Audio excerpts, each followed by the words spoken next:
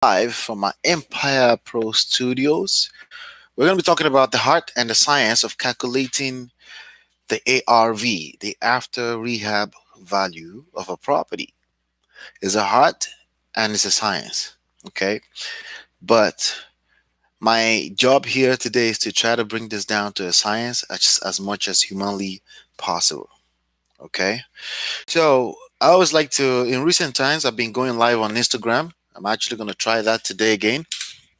All right. But I promise today's training is no less than the other training you've been receiving from me. Is pretty intense, but very simple. You can grasp it, but you can also become a master at this. Okay. So let's get into it. Again, we're talking about the art and the science of calculating the ARV. What is the ARV? It's the after rehab value of a property, of a real estate property. This number right here is single-handedly will determine your success. Okay, uh, in in uh, in real estate wholesaling or investing. Period. Okay, and the reason why is a heart to it is because, to be honest with you, I get into argument with what a value of a property is with my brother and business partner all the time. Okay, so but there is a heart and a science to it. So what I'm going to give you today is more or less like a formula to determining your own value for your properties. Okay. Generally speaking, the value of a property ultimately at its very core is an opinion. Okay. At its very core, it's an opinion. Okay. It doesn't matter if it's an appraiser that gave you the value. Doesn't matter if it's a realtor or an agent that gave you the value. It's still an opinion, except that from a certified appraiser, they call it a professional opinion. All right, because obviously they're giving you that value from with a lot more data involved in that. Okay, so today I'm going to give you four, four different things that you absolutely must look at when you're determining the value of a property. This four-legged formula I'm going to give you, it's has everything that you really need to determine the value, and you keep it moving. Okay. Now, wholesaling is simply the art and science of finding deeply discounted properties and then turning it for profit. Majority of the money you're going to make comes from finding deeply discounted property, turning it for profit. There's tons of people that will help you do that. I'll help you do that. There's a bunch of people. There's tons. Like, once you start marketing, you'll find that there's a lot of money out there that people are willing to pay for property that are deeply discounted. Why? Because they make more money from doing that. Okay, so does that make sense? Simply put, they make more money for the higher the discount you're able to create, the more money you get to make. Okay, so for example, a property is worth $100,000 after rehab, so we call it after rehab value of the property. So the property needs some $10,000 worth of work, worth of rehab, right? So how much are you willing to pay for it? The formula we generally use is the as a wholesaler, 65% of the after rehab value minus the cost of repair, right? If you're the actual person that's going to be doing the repair, 70%, 75% is perfect. In certain part of the country, you can go as much as up to 85%, right? Like if it's very busy and highly competitive and there's a ton of houses selling all the time, then you can take a little bit more risk. Again, there's a art and a science. It's not an exact science, but you get better with the artistic part of this game with time, the more you're involved in this game. Okay, now if I said anything that make any sense to you during the course of this particular session, please make sure you give me a thumbs up. It helps me build my channel. It helps me. That's the least way you can help me spread the word here. So I would definitely appreciate that. Okay, if you can help me. Now, on top of that, I have a free book for you. If you're brand new here, just go to smartrealestateWholesaling.com. SmartrealestateWholesaling.com. Go grab a free copy of this book. This book is absolutely one of the best work I've ever done in my life. Okay, and it's free. Just simply go there. The PDF is free. If you want it also in a paperback like this or Kindle or audiobook, it's also available as well too. So make sure you go there and grab your own free copy. It covers the three pillar of any business, and I basically you know, use it as an example in a wholesale real estate game. The three pillars are very simple. It's basically value, automation, and people. Without those three things, you cannot survive any kind of business in the digital age. It's just going to be extremely hard. That's why I laugh at people that push the driving for dollars. You know, just get out of your house and start driving around for dollars. Like, that's the least effective way of using your time, or knocking doors. They're sugarcoating the truth for you, and most of the people that are saying this are on YouTube, leveraging the automation of YouTube. So you may want to rethink that. But again, I'm not knocking any marketing tactics. Marketing is marketing. All marketing will work at some point. The question is that, are you going to still be in the game when it's supposed to work? Are you going to quit already because you frustrated yourself out of the business?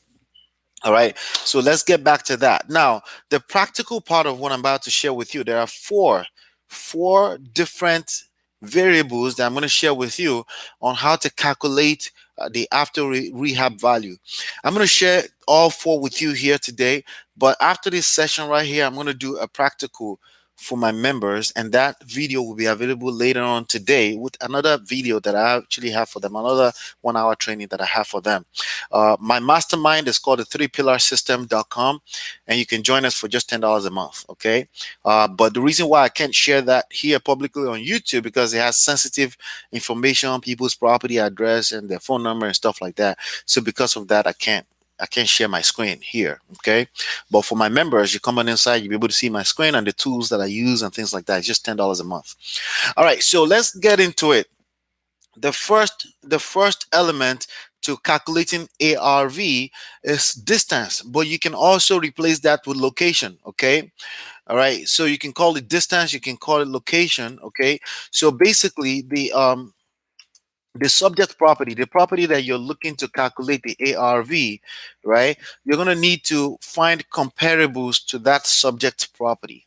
Okay, that means property that are comparable to it, and those property need to be within a 1 mile radius. Okay, so a few houses in the area, 1 mile, and then what are the values of this property? Because in real estate, you've heard this before: location, location, location, location, and I can't stress that more than enough. Location, location, location, location, location. All right, you have to be mindful of number one, the location in real estate. So if you lift a whole mansion, right, you pick it up from Nigeria, my heritage country, right? And you bring it down to my United States country, right? Basically, that property will, on a regular day, all other factors, variables being equal, will be worth a lot more because it's location. Let me give you another example. You lift a property from the midst of Medina, Ohio, right? And you go put that property, right? Even if it's half the size, you go put that in Los Angeles, in the hills, right? That property is suddenly worth 10 times more because location is everything in real estate. Does that make sense? So you can't that's the number one thing. You got to make sure it's within 1 mile radius. So we got to that's the hard part of it I just explained. The science part of it is you got to make sure it's within 1 mile radius. Now, I've seen people try to calculate ARV and they go 1.09. That should still fit. Let me tell you something. As a wholesaler, those are the kind of rules you can't afford to be breaking. You are supposed to be moving at the speed of light. Okay. If a property cannot fit into 1 mile radius, don't try to push it. Go find the next deal, because at the very core of what you do as a wholesaler, you're a marketer. Go find another deal. Go find another lead. Okay, fill up your pipeline with new leads. Okay, if that makes sense and you haven't given me a thumbs up, please make sure you give me a thumbs up. Okay, all right. So you have to be very strict about that. Don't push it. Don't stress over it. On this side of things, don't stress over it. On the buyer or seller side of things, you kind of have to put on a different hat. Okay, sometimes you have to do that, and I will explain that. That's what makes up the artistic part of this game.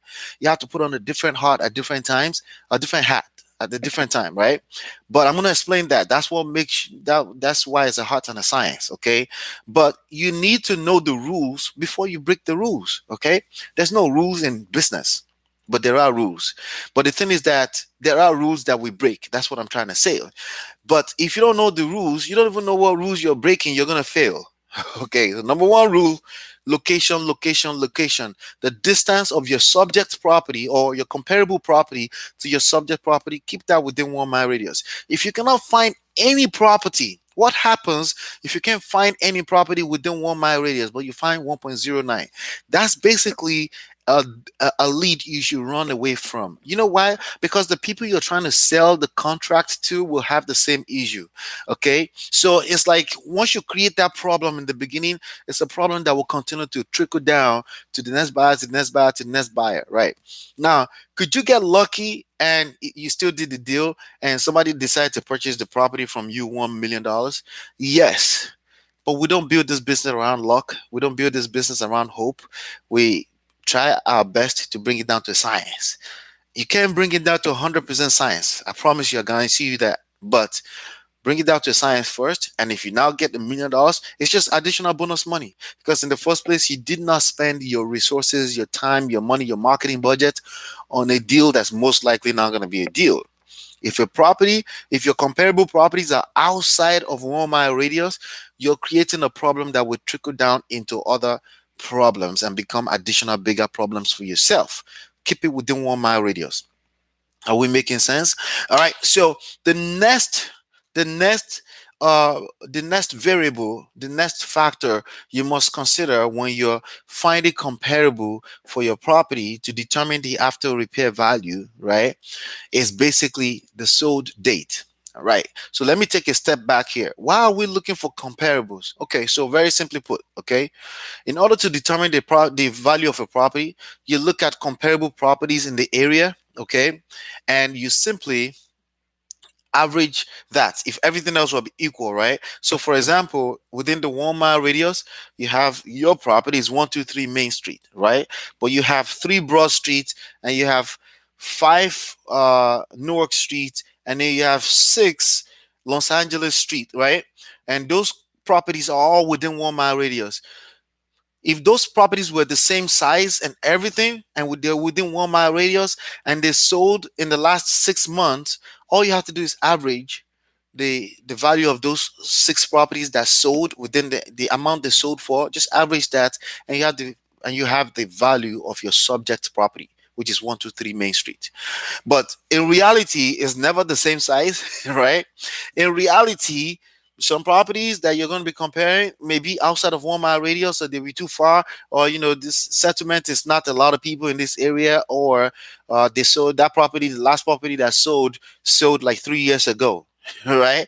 In reality, you find all kind of discrepancy in the numbers, but the idea is to find comparable properties and average the different factors, and then weight all the different factors. So not just average them, but you have to weigh, you have to put some weight on certain criterias. Okay, you have to put some weight on certain metrics, okay, when it comes to the properties of that property. Okay, so a property would have how many bedrooms, how many bathrooms, when was the last time it sold for, how long was it on the market for, how many days was it on the market for. There's this multiple different factors, okay, but the idea is to bring this down to a science. Okay, if you're watching me and you haven't given me a like, please make sure you give me a thumbs up. It helps me spread the word. Thank you so much. We're talking about calculating ARV, which is the number one number that you need in order to do wholesale business successfully. Okay, because the idea of wholesaling is to find a deeply discounted property, right, and then you lock it under contract for 65% or less. Okay, a deep discount, and then you turn that for profit, because there are people looking to buy that all day long. They pay you $10,000, $30,000, $2,000. My highest that I've ever gotten paid from doing this has been $82,000. Okay, net $82,000 in my pocket. I've done a whole lot more than that when I'm doing partnership. And basically, when I do partnership, a joint venture, obviously I have to split the money with other people. But net in my personal pocket, highest $82,000. The lowest I've made probably around $2,500. But from a straight wholesale deal, maybe more like $5,000. Okay, and everything in between, of course, averaging around $30,000 to $40,000. All right. So are we having some fun? Okay. So now let's go on to finally the second variable, the sold date. The comparable property that you pick to find out the after rehab value of a property, the comparable property must be sold within the last 6 months. If we're close to a recession, you have to close that gap a little further. I'm going to tell you a quick story. Okay, back in 2008. Okay, back in 2008, well, I got into the business. I closed my first deal 2005 December. The next 3 years was a blitz, and I thought I was invincible, and I thought like nothing could ever happen to my business ever again. Right? I had not at that point in time. I had never heard the word recession in my life, but it happened. Real life. It happened real time in 2008, 2009. By the end of 2009, my business was shut off because I had a bunch of wholesale deal, but no one was willing to buy. Okay, because my business at the time depended mostly on semi-retail buyers, meaning they are buying as retail but with a little discount, but they're using a mortgage. So the bank stopped giving money for purchase. Okay, so basically I had about 30 files on my table that I was stuck with. Okay, that I couldn't do anything with. And the business, I decided to shut down the business just to take a breather. Then I went on the internet and learned internet marketing. Okay, and basically at the time what I wanted to point out here was that I'm talking about sold date, the date that your comparable property is sold, right? At the time, the ideal is to use 6 months window of time. Okay, so if you're looking for comparables today, the comparables has to be within the last 6 months that is sold. Okay, right? The sale price you're going to be using must have happened within the last 6 months. But once the market and credit, we call it credit, started getting tighter, right? The bank stopped giving money, right? Because Bear Stearns went under, right? What's the other? Lehman Brothers went under, and all these other companies that were remaining were looking for bailouts from the government. And then you remember Obama winning the election, and then he started giving a bunch of bailout money out, right? All that. I was in the middle of all that craziness. Okay, so at that time appraisers became a little tighter. We used to order our own appraiser, and then the mortgage banks would basically say, "No, you can't order your own appraiser any longer. We have to order it," because basically they're looking for more ways to protect their money because money was expensive. Rates went up, right? And then obviously, credit was tight. Bank didn't want to lend any money because it was basically like a zoo, and nobody was sure what's going to happen to their money because there was tons of foreclosure everywhere, tons of people defaulting on their loans, right? People losing their jobs and not being able to pay those loans. I mean, like there's like a 50,000 different variables happening at the same time in 2008 that basically it was like the end of the world. Okay, so at that time, the few people that had good credit that were still trying to buy a house, the bank will say we have to order the appraiser, but they did not allow 6 months of sales as comparables at the time any longer. They had to reduce that to 3 months. So if the property did not sell in the last 3 months, we can't even use it as a comparable. Why? Because again, the market had fear. Okay, there was no confidence in the market, and basically, like, it became a lot difficult. Sure, there was no sales happening. The bank said you have to have sales in the last 3 months to be able to use that as a comparable in order to create a certified appraiser and give the property a certified value. So basically, you have a gridlock. Okay. If what I just said just made sense to you, please make sure that your thumbs up is lit up. Okay, and if you can comment as well too and let me know that it's making sense. Okay, so the sold date is very important. In a standard market, meaning the market is okay, it's not crashing, but it's not going fly out through the roof, you need 6 months of comparables in order to determine the value. As a wholesaler, you want to break the rules a little bit, break the rule. It doesn't cost you anything. You put a house under contract, but it costs you your reputation over time. You don't want to be pushing out value that's not realistic in the market. So keep it 6 months, okay? So that's the second variable. The sold date of your comparable sales price has to be within the last 6 months. This is one of the reasons why people ask me, what happens if the market crash? I don't worry too much if the market crash again because I know better. I've been through that, right? And I'm always within the 6 months window of any value of any property I'm getting into, of any deal I'm getting into. I'm always within a 6 months window. And if the market get tighter, we tighten it up a little bit, 4 months, 5 months. But bottom line is that within 6 month window are my comparables that I use to determine what my after repair rehab value or repair value is, my ARV. Okay, does that make sense? So let's go into the third. Okay, the third is not the size of the house. Okay, it's not. The size of the last is the last variable. Okay, and I talk about, and I need to talk about that. The third is the volume of sales in the area. The volume of sales in the area. The fourth is the size of the house, the square footage of the house. But let me explain the correlation and the relationship between the two for you. Okay. Again, after this session for my mastermind, I'm going to record a practical version of this. Okay. And we have tons of videos on this channel. By the way, we have over 500 videos. So make sure you subscribe to this channel. I try to come here every day by 12 noon. Okay. To share this knowledge. All right.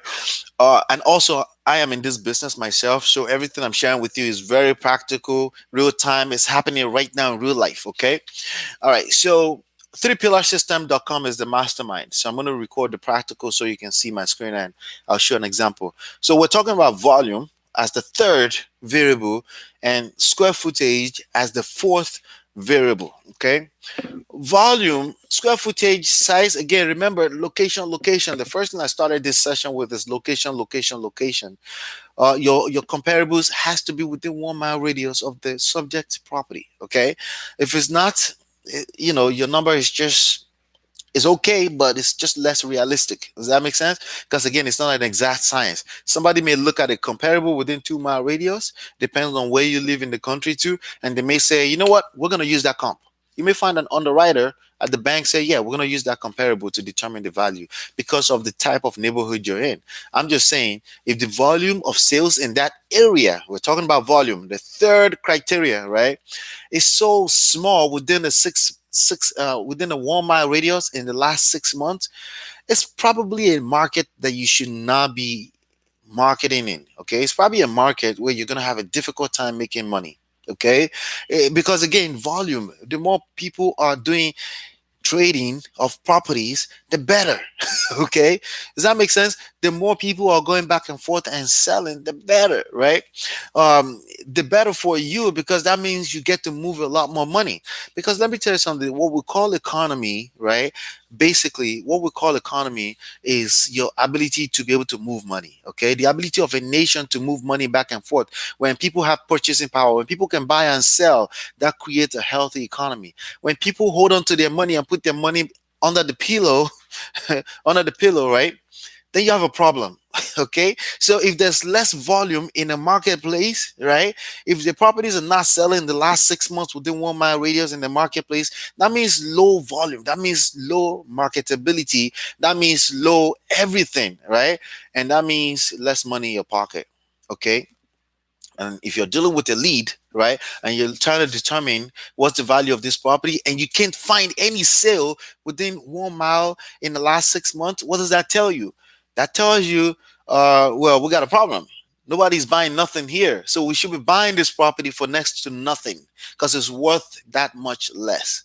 Does that make sense? So volume is the next thing that you really should be paying attention to. So again, we covered what location, the distance to the between the subject property and the comparable, the sold date. It has to be 6 months. Okay. So the first one is 1 mile radius. Okay. The second one is 6 months. Now, the third one is volume. So what kind of volume is ideal?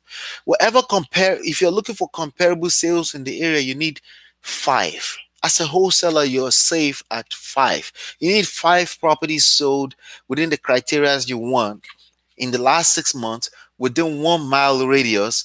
In the last 6 months within 1 mile radius, you need five. Now, most appraisers, certified appraisers, just need three. That's it. They need three. Okay. But why five? Because again, you don't want somebody asking you a stupid question. Well, that property is only 2 bedroom. Oh, well, that's only 2.5 bedroom. No, it's a three legal property though. All of that, all you know what, that's not a comparable, right? But you can easily replace one comp with another comp. If the a certified appraiser needs three, but you have at least five, right? You can easily replace one comparable with the other, right? If somebody say this comp is not good, we call it comps, right? If this comps is not good, well, here's another comp. Well, here are five comps. You pick the three. Sorry, you pick the three that fits that you're more comfortable with. Because remember, it's all an opinion, but they are opinions that are backed up by numbers. So basically, you want more numbers in your favor, right? In order to determine if something is, in order to not waste your time, is what I mean. So you need three to five. Safely, you want five, okay? You want five. Anyway, so make sure you give me a thumbs up before you leave. Make sure the thumbs up leads blue. Thank you very much, okay? Before you leave. But you can always come back here, subscribe to this channel, turn on the notification so you're notified whenever I'm online. Because it's a lot more fun when you're watching live with me. Nothing against you if you watch a replay, okay? Because I have like 500 other videos and I want you to watch all of them multiple times, okay? All right. So are we making sense? So the next one, okay, uh, the next factor here, like I said, is the size of the house, square footage. As a wholesaler, all you care about is the square footage of the house. We don't care about if it's two bedroom. We don't care if it's three bedroom. You know why? Uh, the realtors, the agents care about that. Okay, but as a wholesaler, you're serving all of the above. You're serving obviously the seller of the house. Okay, and the your ability to be able to detect the value in the property is everything. Okay, if your property is a big size but there's two bedrooms in it, the square footage will tell you if they can create another bedroom to add some value, but the square footage will give you room for creativity. Okay, you can get more creative. However, square footage is the least factor on all of this. Okay, if a house is big, all big by itself, and it's in the wrong location and it's outside of the window of comparables we can use, it's useless. Okay, we can't use it. If a house is big all by itself in a neighborhood with a bunch of small houses, the value of the square footage is all of a sudden useless. Does that make sense? Let me say what I just said again one more time.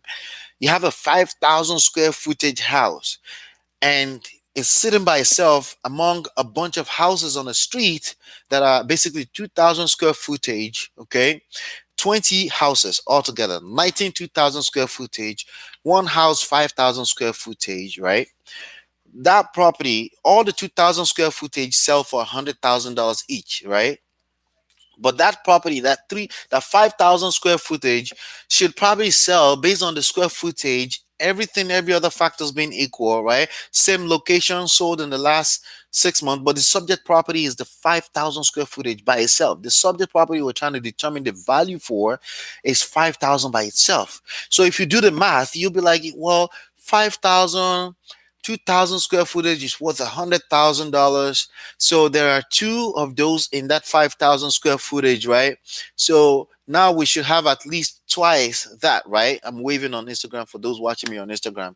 iTalksB if you're looking for me on Instagram, right?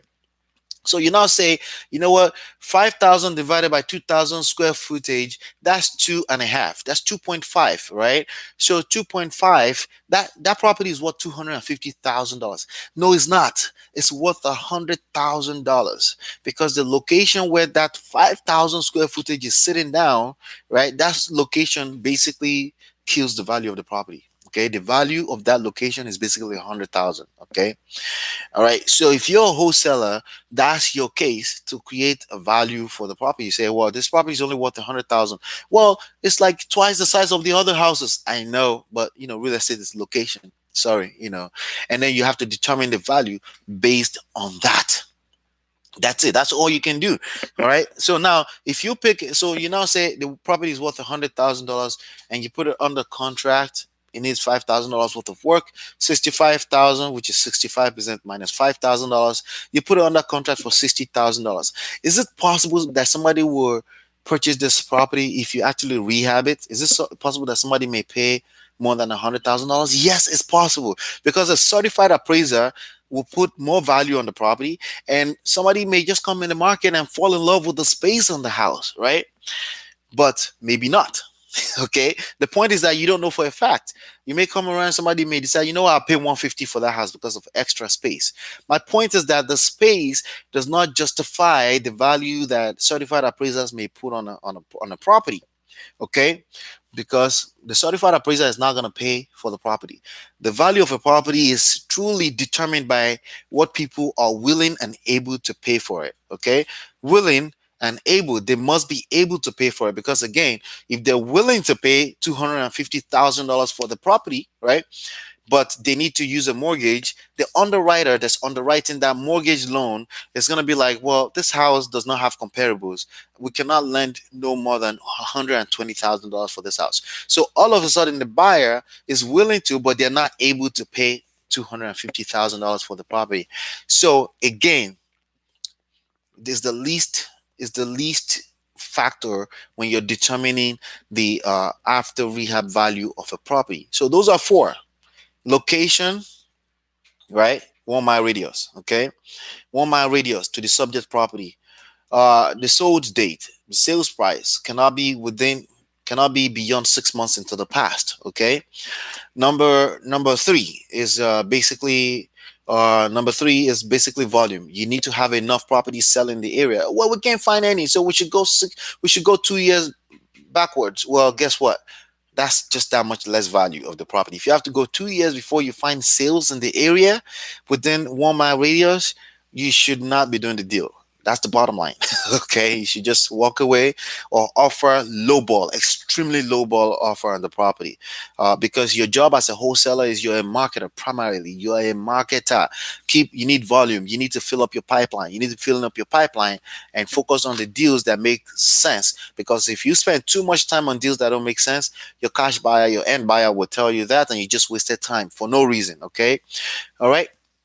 So the size of the house matters, but it matters the least, because people can add on to a property. Okay, so people can say, you know what, I'm going to add a level. They can add value to a property. If a property is less, like a less size, a smaller size, but it's in a location that's worth a lot more, people can add square footage to it. It's easier to add value to the property, is my point, right?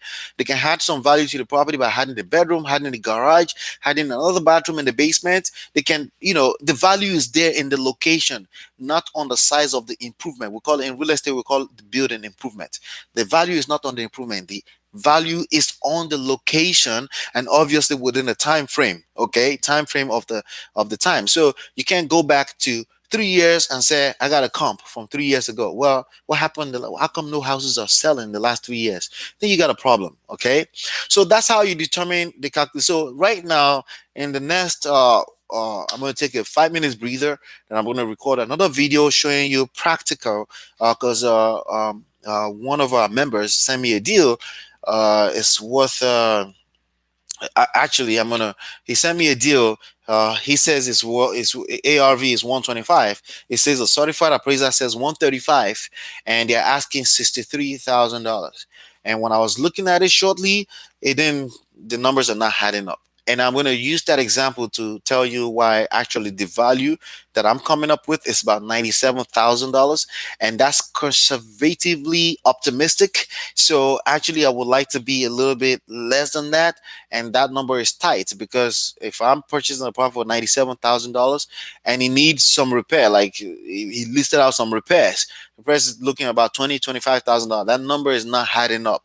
But I'm going to use that as an example right now, and that video would be up in the members area. But if you're joining right now, I got tons of training. First of all, you need to set up yourself for business, and you can use 1 hour, just 1 hour in a day. You can build this business massively. Okay, 1 hour, 5 days a week, 5 hours a week.